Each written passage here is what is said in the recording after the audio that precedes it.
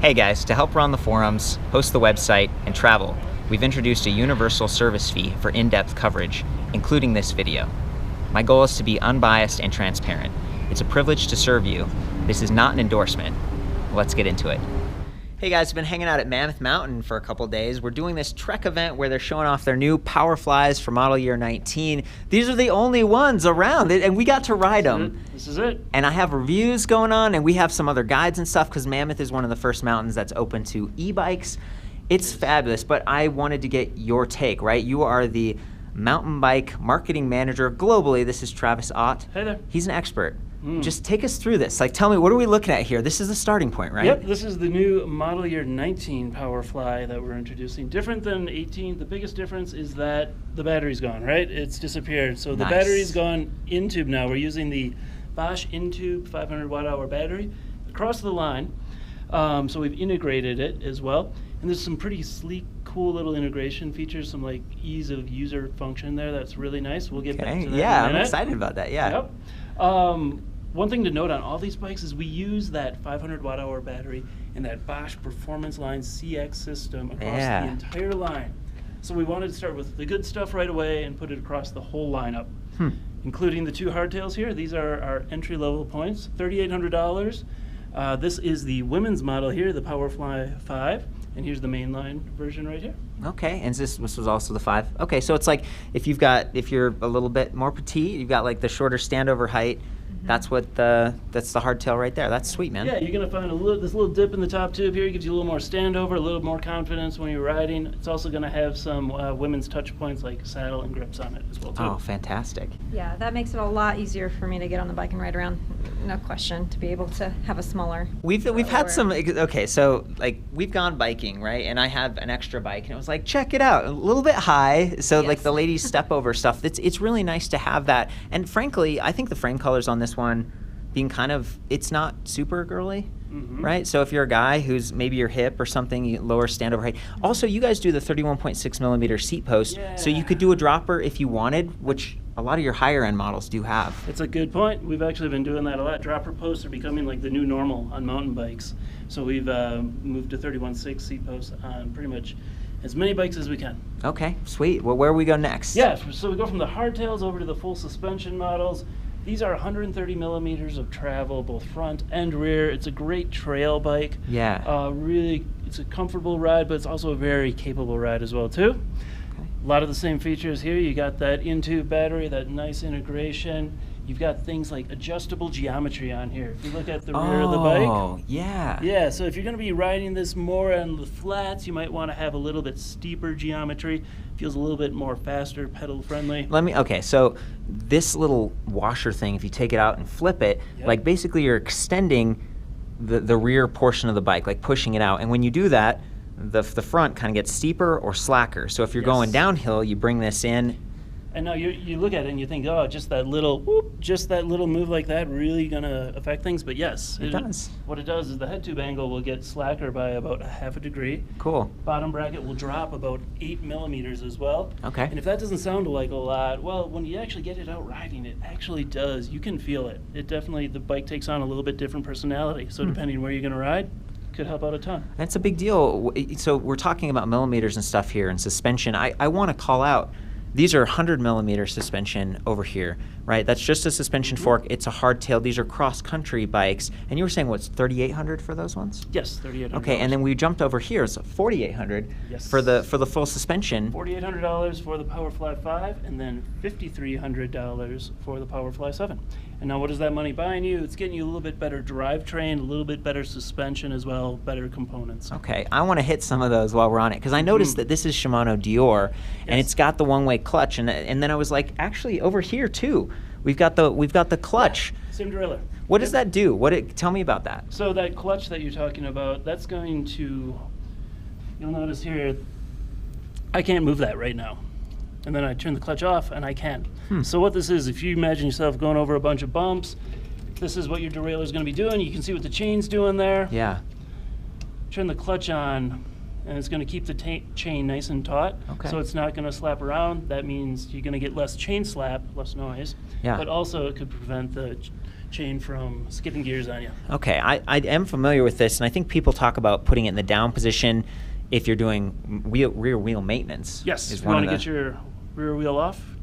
Yep, disengage it. And I'm take seeing off. through axles. I'm seeing, Mhm. you know, the suspension and stuff. This is just, it's super exciting to me to have a full suspension bike that's like at a good price point with this high quality stuff. These shields and stuff, I'm excited to get to those batteries. But Yep. so we'll leave this point here, 130 millimeter suspension, hydraulic disc brakes, and these ones have hydraulic as well, right? Yep, hydraulic disc brakes up and down the lineup. Sweet. Some other things you're going to see on here as well is you kind of hit on it, like this system called knock block as well.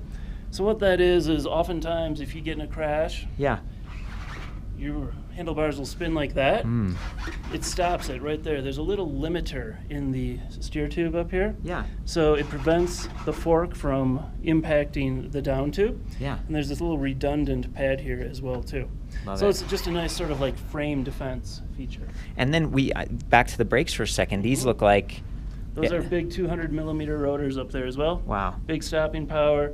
You know, you're carrying a little bit more mass with an electric bike because of the battery and motor, so Mhm. put some big powerful brakes on there. That's fantastic. Yes. Love it, man. And then this one has the dropper. That's the first. Yes, oh yeah, that's exactly. So what that additional money with the powerful i7 is buying you is some better drivetrain, better components, and that includes a dropper post as well.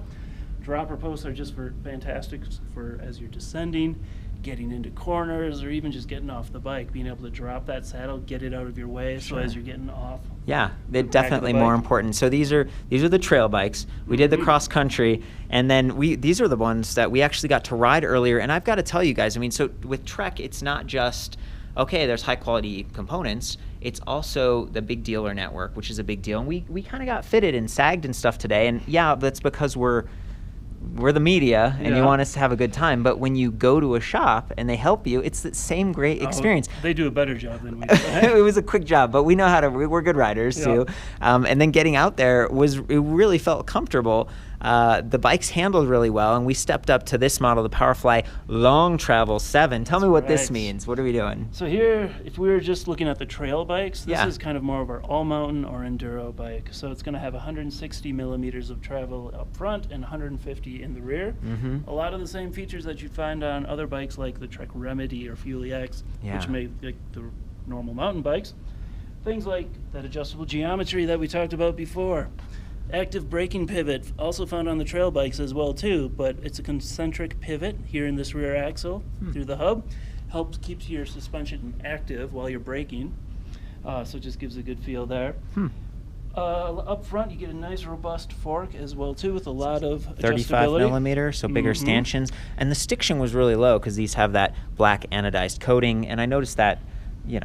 all of your suspensions too. These are Yep. nice forks. They are, and they're also e-bike rated as well too now. So with a little extra mass of e-bikes as well too, the suspension makers Fox and RockShox, they've been getting their forks, testing them to a higher standard now, just for e-mountain bikes as well too. Interesting. And that's what we're using here. Is that like the extra speed, weight, distance? Like what are they testing there? Yeah, what they're testing for ultimately is how much flex you Oh. get this way. Yeah. So they want to have a more robust fork. Fantastic, man. Mhm. Well, this is sweet. So this was almost the top. We have one more Almost. left. We're almost there. Yeah, this is sweet. So we saved the best for last. And this is the Powerfly LT 9.7. So long travel 9.7. Looks a little shinier. That's because it's made out of carbon. Sweet. So this is our first carbon bike. It's got all the same integration as well too. Hmm. Why did we go to carbon? Well, it's a little bit lighter, saves you a little bit of weight. You get some really cool integration features. Up in here, you can see how the motor is more cleanly integrated. We actually saved a lot of weight with the integration and not having to mold separate parts out of. It's like tip the motor up a little bit. It's mated to the frame really nicely, like you're Mhm. saying. And I feel like, okay, we've been bouncing around a little bit and stuff, and I haven't stopped to appreciate just the motor casing here. I mean, Yeah. look at this, you guys. All of them have this. It's like this plastic piece that's really going to retain that chain. You're not going to drop it. They've got the Miranda alloy chainring guard. They've got the plastic kind of this curve piece, and then this. I think that's probably helping to protect the frame there. Yep. What we do is this is almost a little bit of a chain guide here, so to prevent the chain from dropping into the chainstay here as well. Yeah. And then even there's some cool things with cable routing going on behind the plate that you can't see there. But it just helps with the clean cable routing to kind of keep everything in its place. Yeah. And jumping back to the Carbon quickly as well too, real benefit of this too is just ride quality. This bike is going to have a good feel. Carbon does a really good job of taking some of that trail chatter, trail noise, and it just soaks that up. It mutes it all for you as well. Gives you a really good ride. I agree. I'm definitely a fan of Carbon. I love the smooth all over. You're not seeing like the welds and stuff. Oh, it looks great. Maybe just back here because this is alloy. That is alloy, yep. And we've got the 12 millimeter through axle. What did you call this again? The active braking pivot. active braking pivot. So you need a pivot in the rear whenever you have a full suspension bike. And so with the linkage, what we did is we actually put the pivot concentric with the rear axle here. So the thing actually pivots in here a little bit, and that helps keep the suspension active while you're braking. Brake jack, oftentimes what will happen is if you grab the brakes on a suspension bike and you can kind of feel that suspension locking up and it quits doing its job and it can kind of send you I've experienced that. Yeah. You see like brake bumps start forming as a result on the trail. Washboard trails, yeah. Yep, so this helps with that. It keeps the suspension active even while you're braking. And look at this. Is this the 11 to 50 SRAM Eagle? Is that what we're looking 12 at? speed, yep. Yes. So you got the SRAM Eagle on here as well too. So you've got all that range in the back as well with the SRAM Eagle. Okay, I'm loving it. And the other thing about all these models is Trek has a bunch of different sizes, so you can really dial in fit and get that fit that we were talking about, get the right frame size for you. Bottle cages, do it, please. Yeah. I was actually wanted to show you a little bit more of the integration as well too. So this is something we actually spent a lot of time on, is when we were looking at how a battery integrates into the frame. Nope, sorry, that wasn't very clean. But when we were looking at how a battery integrates into the frame, we kind of did a lot of user studies. So like see how people interacted with it. And we wanted to come up with a system because when you're mountain biking, that's a lot of exertion. That's a lot of exertion on you and the battery. Sure. So you end up taking that battery out quite a bit and charging it. So we wanted to figure out what would be a good system here. So a lot of systems, the battery drops out the bottom. Yeah.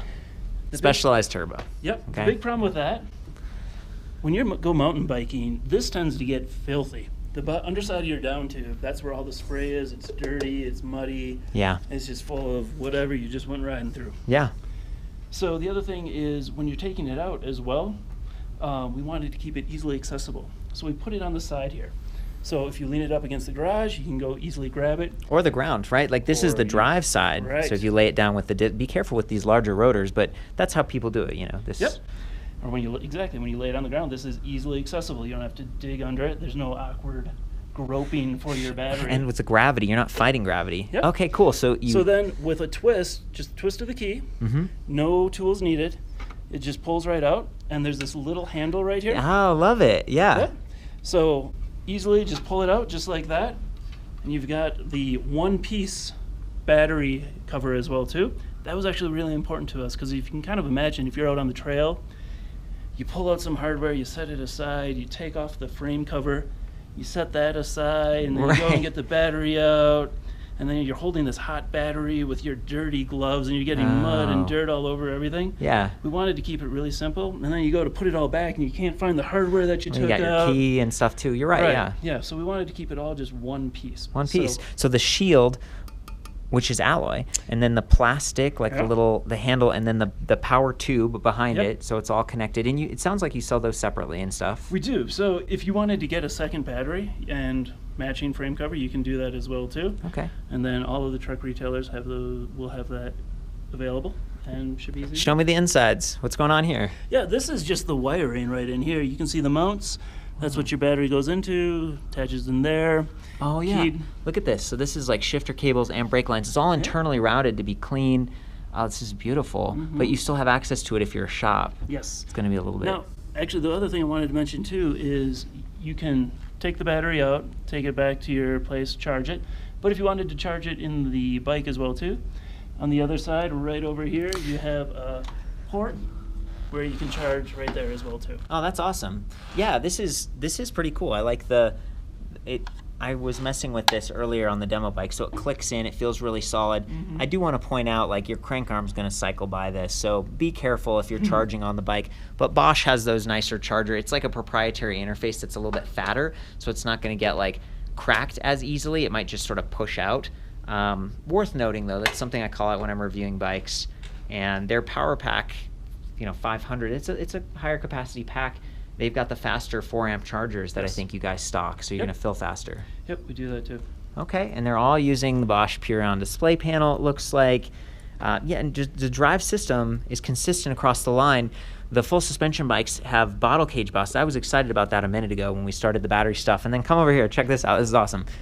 The hardtails, they have down tube bosses as well as seat tube. So maybe you could put like a side mounting cage, or this could be like your little toolkit or something, a folding lock, especially with these bikes. And tell me about those again. These.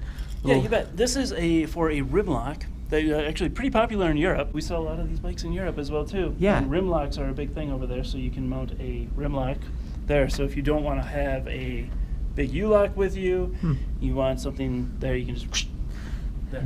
Back up here, and I see some bosses down here. So for those of you that want to do like some aftermarket racks that connect to you can get like a different collar, or they'll connect here. There's some options. I like that you guys left that open. And if you go over onto the other side as well too, we have mounts for kickstand as well. Oh, and that's awesome. So do the hardtails not come stock with kickstands? They do not, but it's an easy aftermarket item. Some people want kickstands on, some people do not want kickstands on. Yeah. So either way, you choose. Even the full suspension bikes have mounts for kickstands if you so choose. That's fantastic. That's really awesome. This has been a pleasure. I feel like we've gone pretty deep into these, and I appreciate. This is a special event that Trek does, so thanks for inviting me, Trek. I'm trying to give you guys like the full thing while we're also getting the marketing speech. I'm hoping to review some of these in the future, but we did this when we were out on the trails today, so keep an eye out for that. And again, these are all Trek Powerflies, but that's the LT7. Just fantastic, man. Thank you so much. Quite welcome. It's fun having you, Court. Yeah, we'll see you next time. All right, later.